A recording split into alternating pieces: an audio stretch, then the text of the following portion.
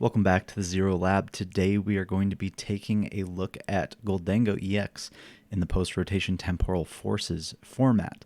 Gholdengo is a deck that has seen a little bit of success here in the Paradox Rift format, but with the inclusion of Buddy Buddy Poffin as well as Prime Catcher, some people have thought that Gholdengo could be much better in our upcoming format for Temporal Forces going into EUIC here in a few weeks in London. However, Gholdengo hasn't been doing so great over in Japan, but we will be taking a look at a few different types of Gholdengo deck lists, specifically one that won a City League and then one with a few changes that I would make to the list before playing it in our upcoming Temporal Forces format. A lot of people think that Gholdengo is sort of like Qianpao, a similar deck to Qianpao, but maybe a little bit weaker than Qianpao. And so some people think that there's probably no reason to play Gholdengo over something like Qianpao. But I think there are a few inherent strengths that Gholdengo has over Qianpao that could make it worth playing over Qianpao. So looking at this deck list here from Japan, this was a first place City League result. And the first thing to note here is we're playing a 4/4 Gholdengo EX. They've chosen to go for the Call for Family 50 HP Gimme Ghoul over the 70 HP Continuous Coin Toss Gimme Ghoul. And I think that's just a meta call. If you expect to be worried about a lot of Sableye or something, you could opt for the 70 HP Gimme Ghouls, but I do think that the 50 HP Gimme Ghouls make a lot of sense, and that Call for Family attack gives you a little bit more consistency in this deck and getting your basic Pokemon out. So a 4/4 Gholdengo line, and then a 2/2 Origin Form Palkia V-Star line. So the Palkia V-Star is a good attacker in and of itself, can hit up to 260, so pretty good into the mirror if the benches are full, pretty good against things like Qianpao as well, and just a good efficient attacker into single prize decks as well, like the Ancient Box deck. However, Palkia is also here primarily to be able to power up the Radiant Greninja with its V-Star power, which would allow it to attach 3 water energy to one of your water Pokemon in play from your discard pile. And so then you can power up that Radiant Greninja to use the Moonlight Shuriken attack to snipe your opponent for 90 damage and 90 damage somewhere. And obviously, because of that, they are playing a Prime Catcher and a Canceling Clone, obviously against things like Charizard, against the Mirror Match, against Qianpao, against Lost Box, against anything that's playing less than 90 HP basic Pokemon. You want to be able to Prime Catcher, Canceling Clone your opponent's Manaphy and use that Moonlight Shuriken attack to take 2 prizes with a 1 prize attacker like the Radiant Greninja, and to disrupt their setup by taking out 2 of their basic Pokemon. And then to round off the Pokemon, we are playing that Manaphy. I think Manaphy is an important card to play in decks like Gholdengo, like Qianpao, because there are a lot of decks trying to use Radiant Greninja in the upcoming format. Lost Box, Qianpao, and Gholdengo itself specifically. Going into the supporter lineup, they have 3 Irida. Irida just makes sense. It can find you turn 1 going second. It can find you Radiant Greninja or Palkia V to get your setup going. And it can find you Buddy Buddy Poffins to start setting up your Gimme Ghouls as well. So Irida is a great turn 1 supporter and maybe turn 2 as well if you're trying to find that Palkia V-Star to utilize the Radiant Greninja. They're playing 2 of the new Cypher Maniac. The Cypher Maniac allows you to search your deck for 2 cards and then shuffle your deck and put those 2 cards on top of the deck, so it has a lot of synergy with concealed cards, with Pokestop, and with the coin bonus from the Gholdengo, so you can sort of tutor out those combos like the Canceling Clone Prime Catcher play. They are playing 2 Ionos. Iono doesn't make a ton of sense in this deck a lot of the time because you are trying to just build a large hand size, but it's also nice to have that disruption and an early game supporter to get you out of weird hands where maybe all your superior energy retrievals are in the same hand and early on when you don't need to use them. And then rounding out the supporters, they have 1 Boss's Orders, 1 Morty's. Morty discards a card from your hand, and you draw a card for each benched Pokemon on your opponent's side of the board. So that can be a good draw supporter later in the game when your opponents have set up. And then 1 Roxanne for more disruption. Getting into the items then, we have 4 Ultra Ball, 4 Superior Energy Retrieval, 3 Buddy Buddy Poffin, 3 Nest Ball, 3 Earthen Vessel, a Heavy Ball, an Energy Retrieval, Super Rod, Canceling Clone, Counter Catcher, Prime Catcher. The ball search is a little wonky. I think Ultra Ball obviously finds you your Gholdengos, so you want to find your Gholdengos quickly. However, it's also, you get to a point where it's really hard to discard cards from your hand. You have to discard cards with Ultra Balls, you have to discard cards with Earthen Vessels, you have to discard cards with Superior Energy Retrievals, and you just get to a point where there's no good cards in your hand to discard anymore. I would personally probably play 4 Buddy Poffin over that 4th Nest Ball. And we'll get into that later as we look at the deck list that I would play. For Superior Energy Retrieval makes sense. You have to play 4 of those. It's how you get your energies to attack with the Gholdengo.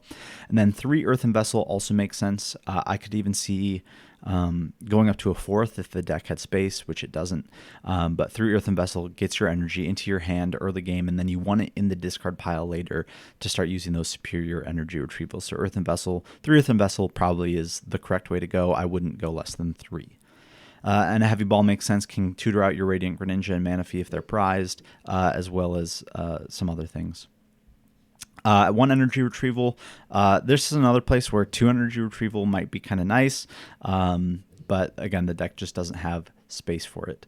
1 Super Rod in case you Pokestop away any Pokemon that you want, or to bring back your Radiant Greninja if it gets knocked out, or your Manaphy, that sort of thing. The Canceling Clone to pull off the Prime Catcher or Boss or Counter Catcher play with the Radiant Greninja, and then we also have Counter Catcher and Prime Catcher.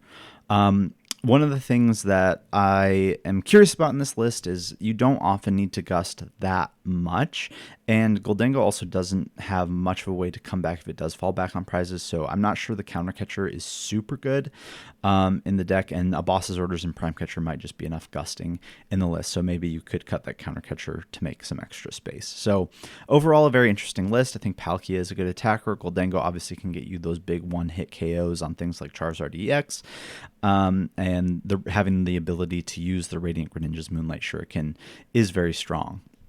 Now, moving over to how I would construct the deck if I were going to play Gholdengo, and a few changes that I would make to that list. The Pokemon lineup here is the same, but the supporter lineup is a little bit different, and we'll go into what I chose to cut out of the list over here.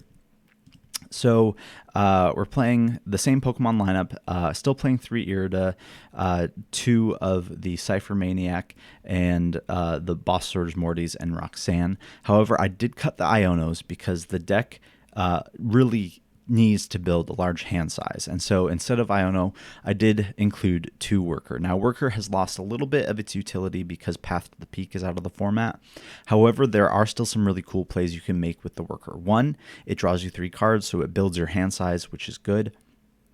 And if you're going up against an opposing deck that plays Pokestop, you can use their Pokestop, then Worker, and then play your own Pokestop and use Pokestop twice in a turn, which can be very, very strong. Or similarly, if you played Pokestop last turn, used it, and then your opponent didn't bump the stadium, you can use your old Pokestop that you played on a prior turn, play Worker, discard the stadium, play down another Pokestop, and Pokestop again. So I still do think that the Worker is good in here, and Iono is really bad for this deck in the late game. If you're down to 4 or less prize cards, Ionoing feels terrible with this deck because you're trying to build a large hand size. The other thing that I did change is I cut one of the Ultra Balls for a Buddy Buddy Poffin. I think 4 Buddy Buddy Poffin is very strong in this deck, and you just want to get your 4 Gimme Ghouls out as fast as possible, and then once you have them out, you can use Superior Energy Retrieval to discard those Buddy Buddy Poffins. And the other change that I made was I did end up cutting the Counter Catcher. I just feel like you have enough gust between the Boss's Orders and the Prime Catcher, and so you don't necessarily need to have the Counter Catcher as well, and this deck doesn't play super well from behind. And then there's also the Pokestop. I added a 3rd Pokestop. I just think that you want to be Pokestopping every turn with this deck, or when it's reasonable. There's times where Pokestop might be out and you choose not to Pokestop. It just depends on what you know is left in your deck and what you don't want to hit off the Pokestop, that sort of thing. But I think 3 Pokestop is is good because you could if you only play 2, you could use your first Pokestop and Pokestop the second one away and then have no more Pokestops for the rest of the game, where you really need those in the later turns of the game when you get Iono'd to dig deeper for those superior energy retrievals as well. So this is how I would play Gholdengo right now. A couple of thoughts for what else you could include in the deck. You could bring back that counter catcher if you thought that was something that was interesting.